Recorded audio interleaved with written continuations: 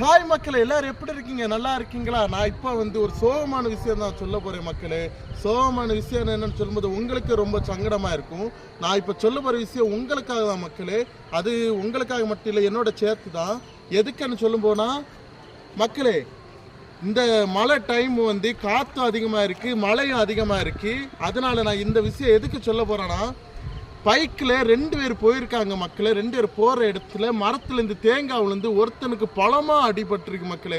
அது எதனாலன்னு சொல்லும்போது, இந்த மழை டைமுக்கு காற்று இதெல்லாம் அதிகமாக இருக்கும்போது ரொம்ப அடிபட்டிருக்கு. அது இல்லாமல் இந்த செய்தியில் கூட நான் பார்த்தேன், லைன் கம்பி வர அத்தி விழுந்து சாக்கடிச்சு 2 பேருன்னு தான் சொல்லியிருந்தாங்க.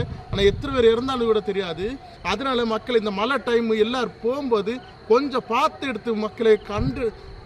எடுத்து போங்க சரியா. தயவு செய்து இந்த மழை டைம் யாருமே அவசரப்படாங்க, கொஞ்சம் கவனமாக பார்த்து எடுத்து போங்க.